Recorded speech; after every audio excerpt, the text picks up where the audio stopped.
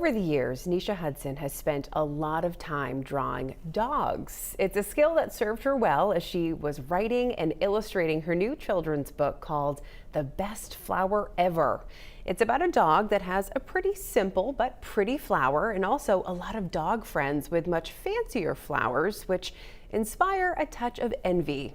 As Rob found out, the book was a natural fit for Hudson, who grew up in Maine and has always enjoyed telling stories through words and pictures.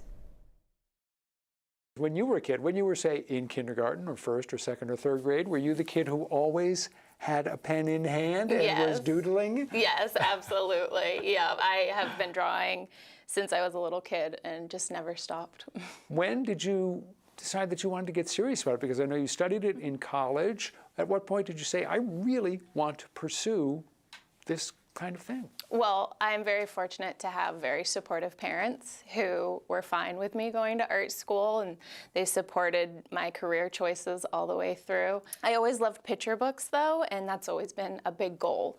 I had a picture book class in college actually, and that's what really made me fall in love with them. So it took about 10 years of working at it before I started publishing, getting my own picture books published. When you took a picture book class in college, what do you remember from that? What did you learn? It's an aspect of illustration where you really get to put yourself on the page, and you really just get to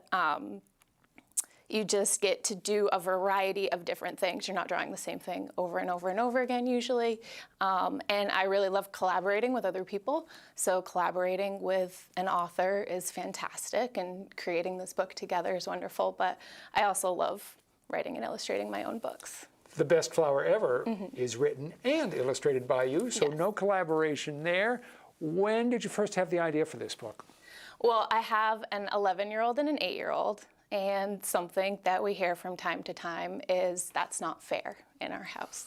They might see something that another kid gets to do, or something that another kid has, and that just can create these feelings of jealousy. One thing that my husband and I do try to do is instill this idea of appreciation for what you have.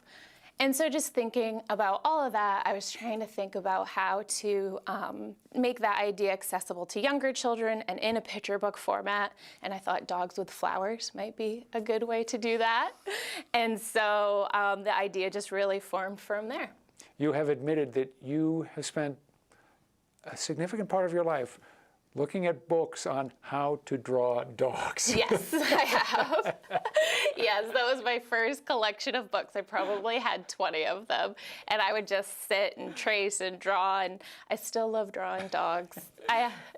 For this dog, what kind of a character did you want to give him? Well, actually, the dog is an Australian Shepherd because we have an Australian Shepherd mix. So I kind of used her as the inspiration for the character in the book. How many times do you have to take a shot at an illustration before you get it the way you want it? How many drafts do you do? I lost count of how many drafts I do.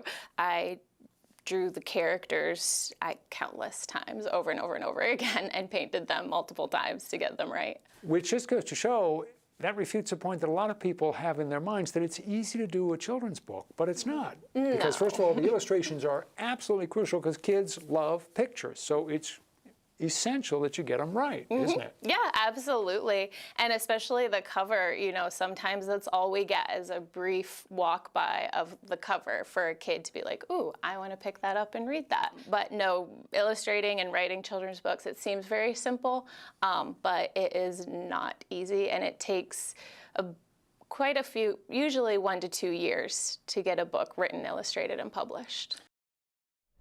Again, the name of Nisha Hudson's new book is The Best Flower Ever. You can find out more about the book and the author in the 207 section of our app or website.